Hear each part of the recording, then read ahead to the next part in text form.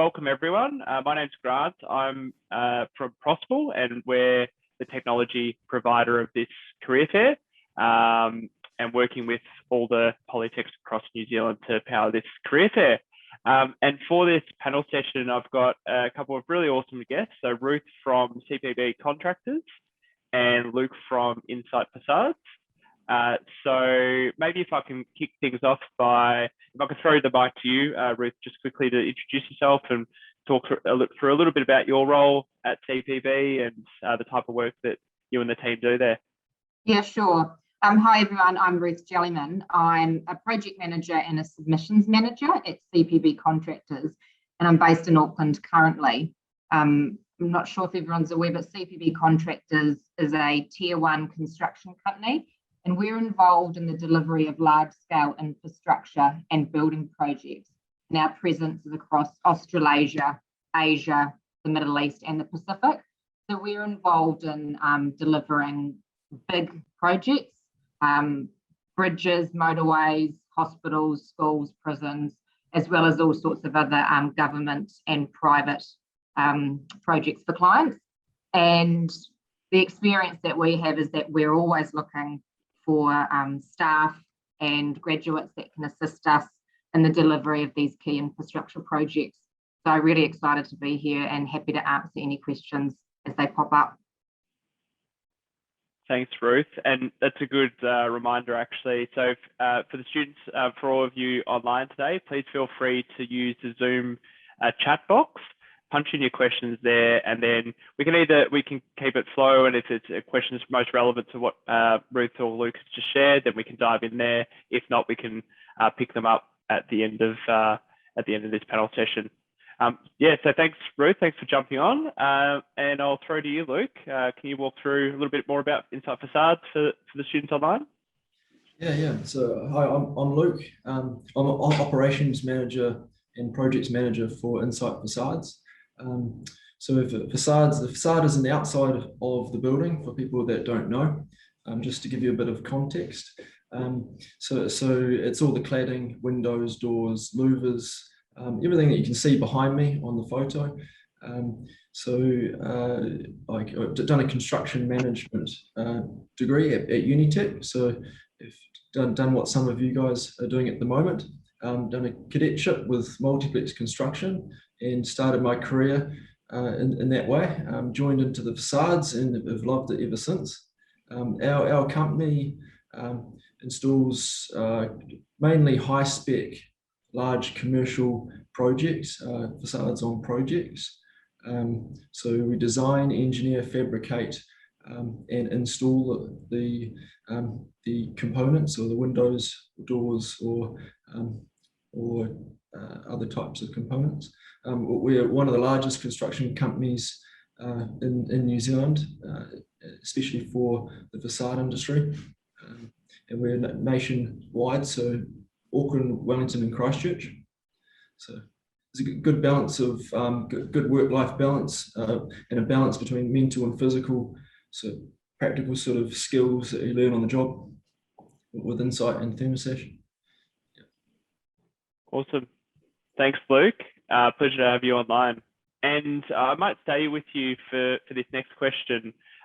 What's the most, we speak with students all the time, and they're always asking us this question, and speak with careers advisors as well, around what's the a top 1 or 2 pieces of advice you'd provide to students aspiring to work at Insite Facades?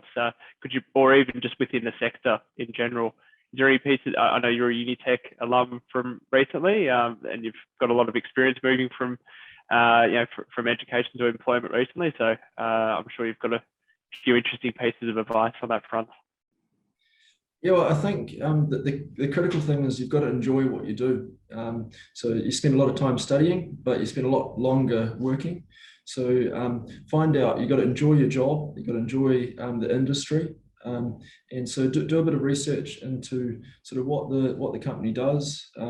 Does it interest you? Does it fancy you? And then I guess probably the best bit of advice is look into whether the company is what it offers in terms of training and development. That some companies offer cadetships, others don't, but the ones that don't, do they provide a way of developing and growing the individual? So that's really important, because once you come out of your cadetship, you're still going to want to grow. The best thing in life is learning and progressing. So to get places. So have a look into that, and have a look into company culture, and see it's even a possibility to ask the employer whether you can be in touch with other employees that they have to get a grasp on what it's like to work for them. So yeah. So that's a bit of advice. Yes. Awesome. Yeah, thanks for sharing, Luke. And what about you, Ruth? What tips and tricks do you have for students when, looking for work in this sector? Yeah, I mean, I would really reiterate what Luke was saying. I think in terms of career progression, it's really important to understand from the outset what is on offer within the company. So for us at CPB, we have a career trackers program, which is available to everyone. And there's an expectation that regardless of where you're at within your career, that you will continue to upskill. And if you're not upskilling and you're not learning, then there's conversations to be had. But the piece of advice that I would give is that the construction industry is not just for engineers and builders. It's a hugely diverse industry with opportunities for so many people from across the spectrum. And because it's so rich in opportunities, if you start off in one space and then you can see an opportunity to get into an area that may not necessarily you would have looked at originally, I think that's where the excitement is. And for me, I don't have a construction background. I did a Bachelor of Arts at the University of Canterbury. So I come from a different place, but I've found the industry hugely rewarding, and through that have also taken the opportunities available through upskilling and continuing to train whilst working. So that would be my biggest one, is that just to not turn down opportunities because you don't think you come from the right background. Yeah, great advice. Can I just add? Yeah, far away. Because the industry is so big. Coming out of university, you hear at university a lot about the key trades and the key sort of companies, I guess. But the construction industry is really so big that you don't understand what other trades there are and what other companies and opportunities there are until you get out and you start working and you start meeting new people and new things and getting more opportunities. So I agree. It's just having a look at all the different opportunities you've got in front of you. 100%. There's so many opportunities out there, and quite often students will gravitate towards the employers that they know, like the household brands, but and whatnot. But there's actually just so many different employers that hire cadets and grads across the country. Yeah, and as we know, it's a booming industry in New Zealand at the moment. So not many people know about what a facade is, you see. Yeah. So it's a sexy industry. It's really satisfying, and everyone enjoys working in the facade industry. It gives a lot back. 100%. And Ruth, just pulling on the thread that you touched on earlier around. Because it is a very broad, so CPB, you do quite a lot in this space. Can you walk through maybe just even a high-level overview of the type of degrees and qualifications you actually accept from students? We don't restrict sort of who we would look at in terms of applicants, because we understand that we do need the technical skill sets. We have quantity surveyors, engineers, builders, but then we also, because we're a large organisation and we are the head contractor, so the way in which we work is that we are the head contractor, so we hold the contract with the client, whether that be the Ministry of Education, the Department of Corrections, NZTA. So then we subcontract out all of those portions. So we do need a wide range of skills, and we're also looking, I'm in the submissions team, so we're looking at people who can write proposals for us, who may or may not have a technical background, but they are able to disseminate information and transfer that into a working document. And then on the other side, we need graphic designers, accountants, finance teams. So I think, again, it's that diversity that we're looking at now more so than ever, and saying that we still need the strength of our project managers, construction managers, site managers, but we don't necessarily look just at one sort of person. We make sure that we're engaging with people that are best fit for our company and within our culture. So I think that's, for us, that's where it sits, that we need that best fit to make sure that our project teams are set up for success from the beginning, if that helps to answer. Yeah, it does. No, that's an awesome answer. And in terms of the cultural fit, can you walk everyone through a little bit more about that? Mm-hmm. I mean, I think everyone's aware on construction sites, we have a broad range of backgrounds and cultures on site. You know, we sometimes have upwards of 1,000 people on some of our projects. So we work really hard to make sure that our sites foster a strong sense of culture, and all the projects, because they are a community, develop their own culture, because they're quite often projects that will be on site for 3 to 5 years, if not longer. So for us to make sure that we've got that culture embedded from day one, that's really important for us. And we do that through bringing together all of our subcontractors and bringing them together and making sure that they adhere and subscribe to the way in which we want to work. And we're quite open and transparent about what our expectations are of our staff and partners.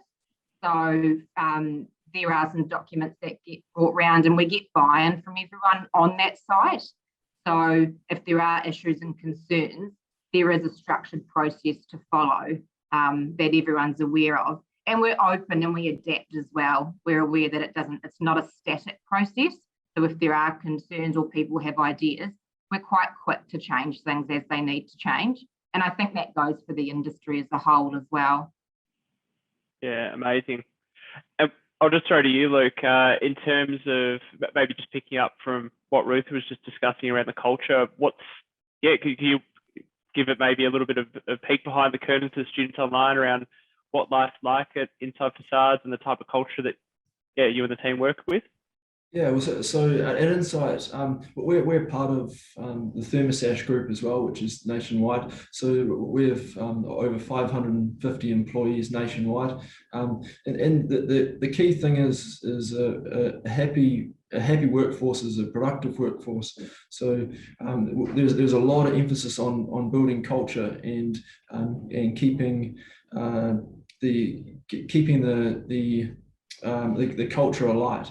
It's essentially at Insite we drive we have a self-driven progression program, which means that people can progress as fast as they like. And so if they're wanting to increase and improve, then we have a set scales on how to train, and essentially a little bit like an apprenticeship where they tick things off to get to the next step, to the next level, which gives a sense of learning and a sense of improvement. Also in terms of culture, we work a lot on engagement and feedback. And so we have a lot of panel sessions where we get key members together, bring all the feedback in, and then keep improvements going. With our sites, we are all site and team based. So installing windows like the ones we've got behind me, you can't put those in on your own. So it's very much like playing sport. So if you're good on sports teams and you enjoy having a bit of banter, but then like getting in and working together with other people, then it's the perfect sort of industry to be in. Every window you put in is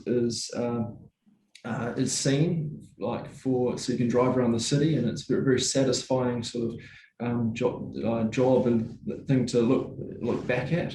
But in terms of building culture, you can't do enough to improve and work on culture.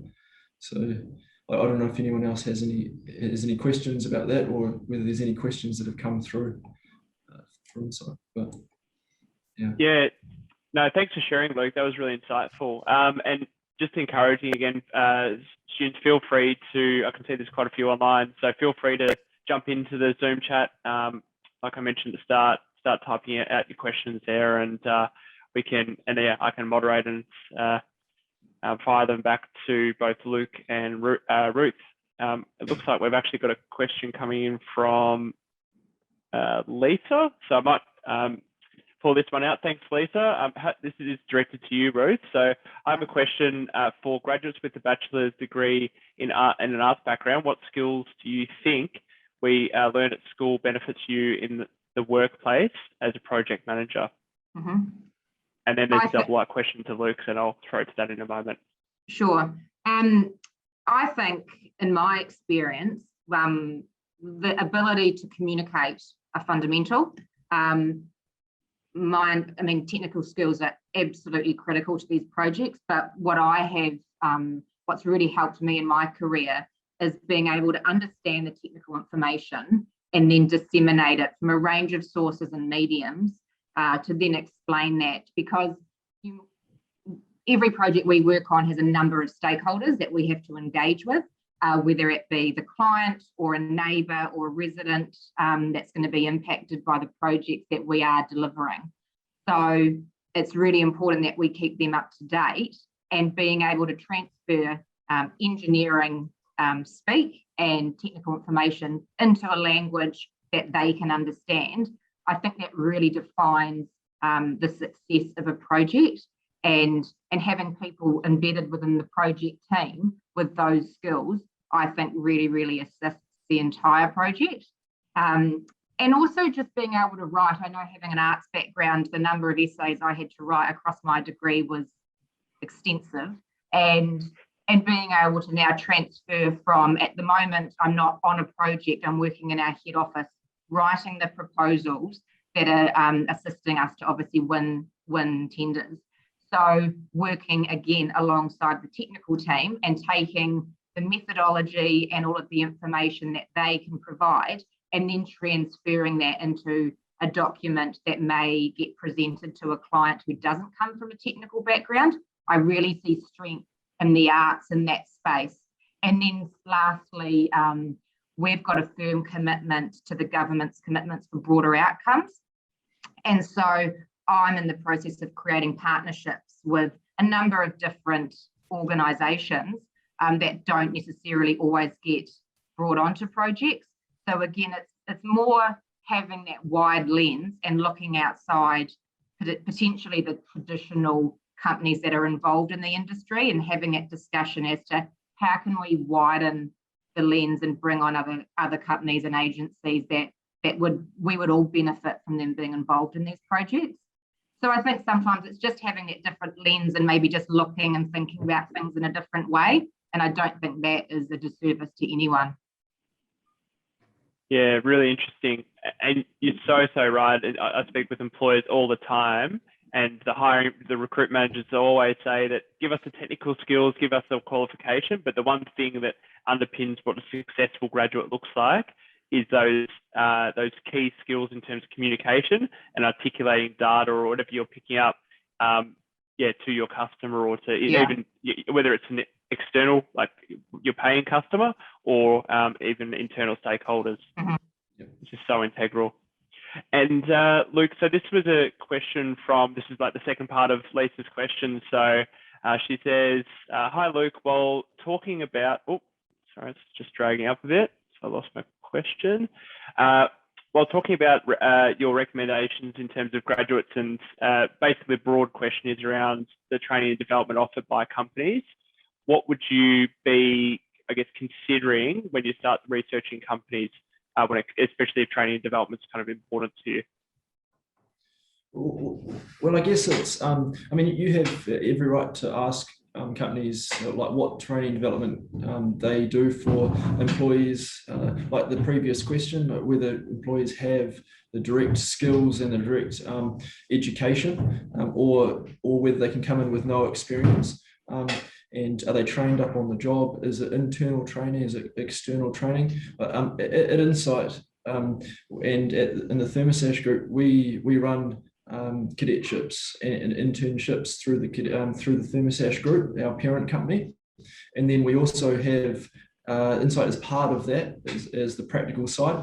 But then also at Insite we run I guess a development and career pathway where we call it the levels of competency, where a junior installer will come in at a level 1 and then they'll progress up to a site manager by level 6. So, and along that pathway, essentially you're guided and mentored through that. And some people progress within 6 months up through, and with previous experience as a chippy or with other experience, and then other people sit back and wait for it when they're going to be coached through. So it's not just about installation though. Like we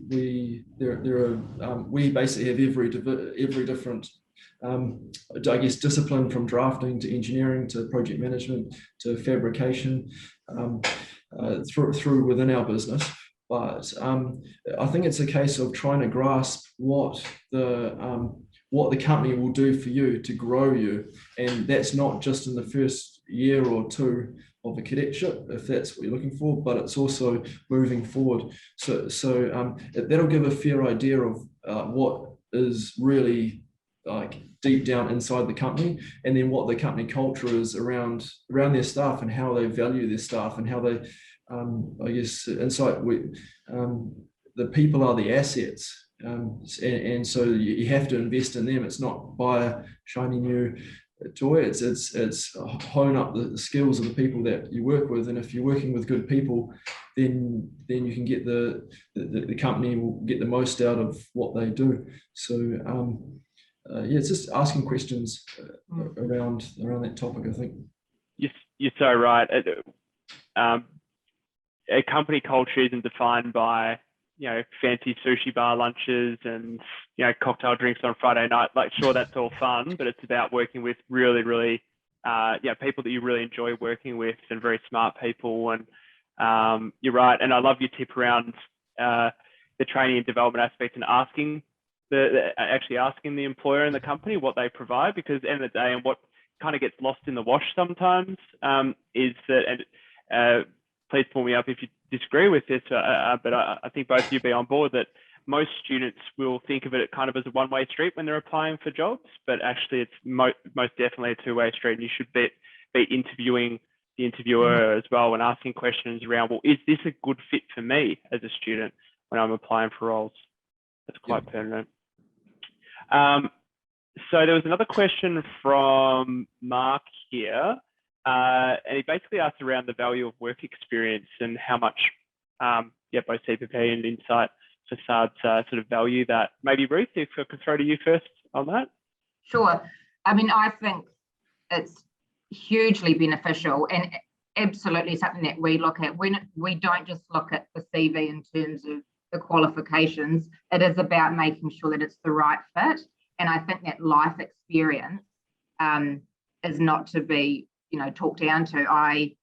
When we're interviewing candidates, we also want to know what their background is and what their hobbies are, because it tells the story of who they are as a person, and what their work ethic is. And also, you want to work with people that you get along with. So being able to create that connection is vitally important.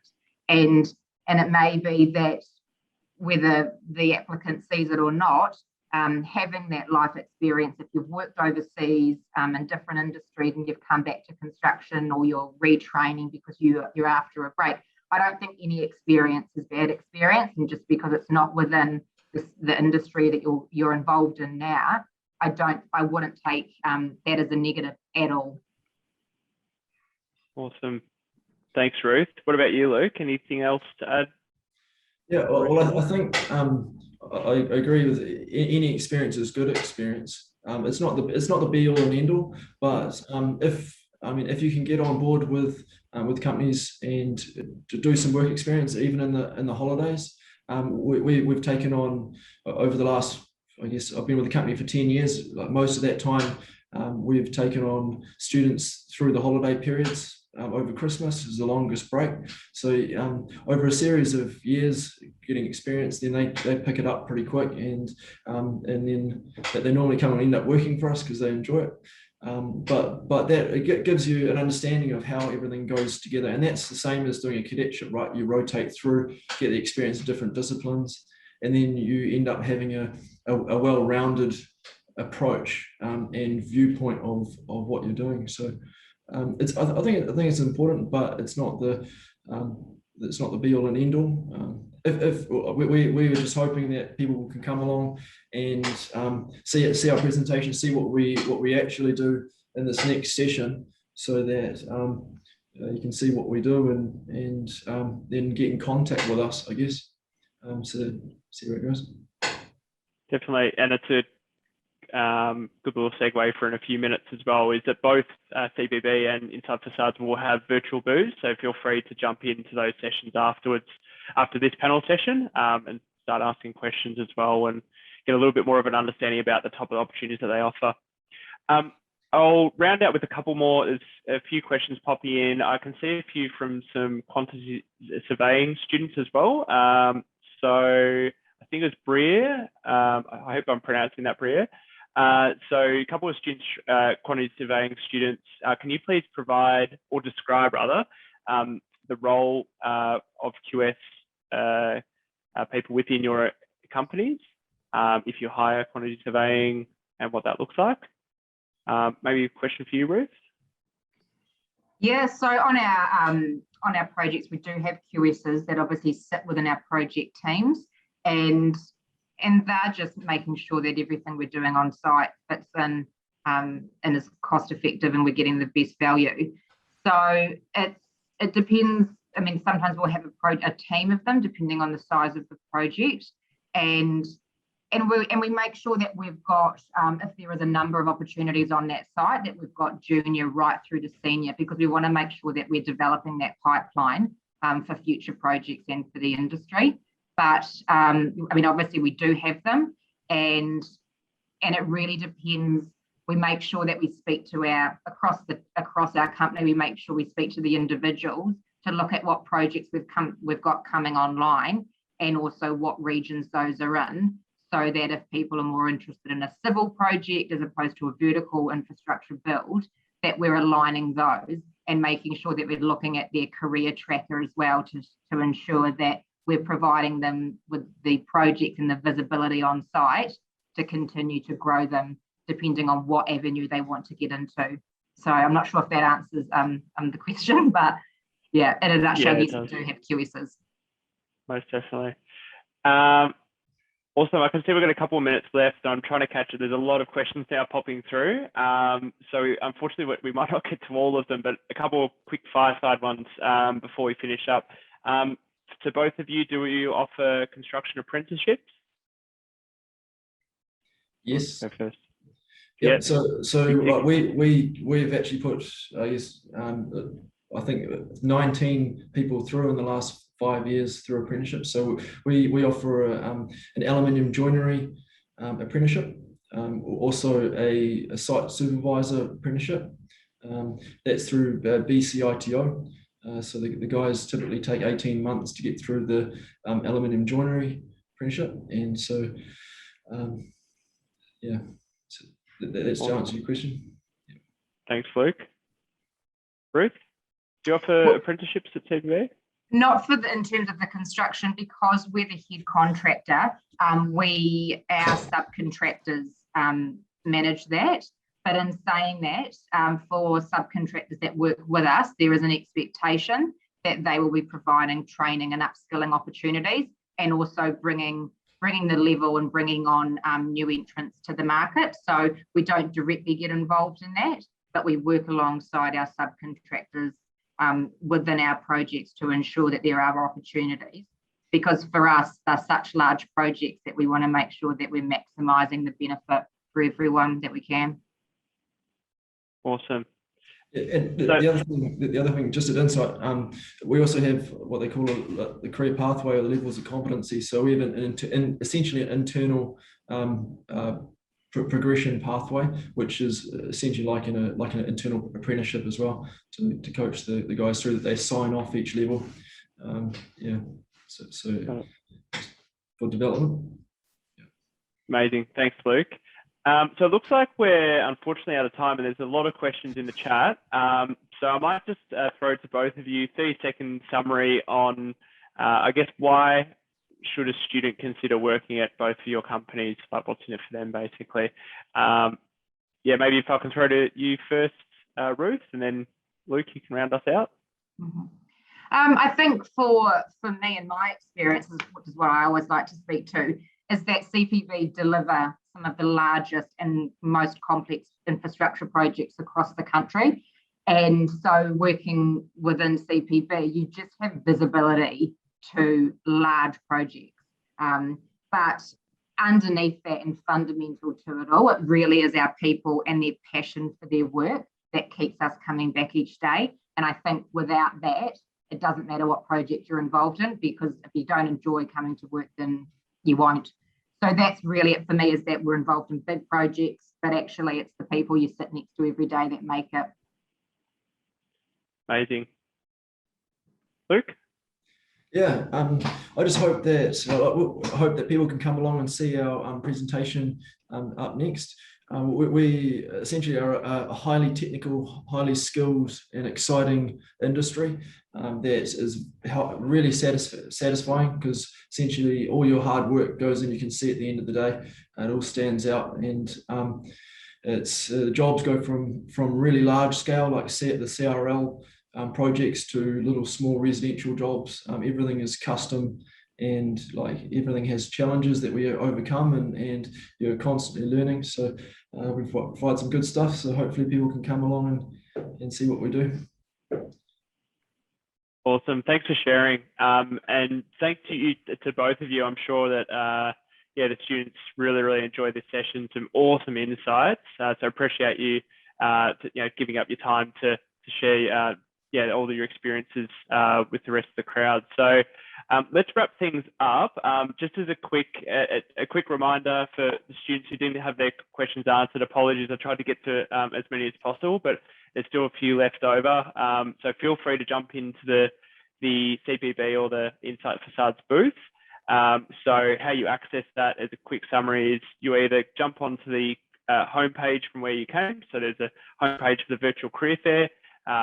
So depending on where you study across the country, and you'll have access to those booths, or alternatively just jumping it back into the email that you would have received this morning, and you can access the exhibitors there as well.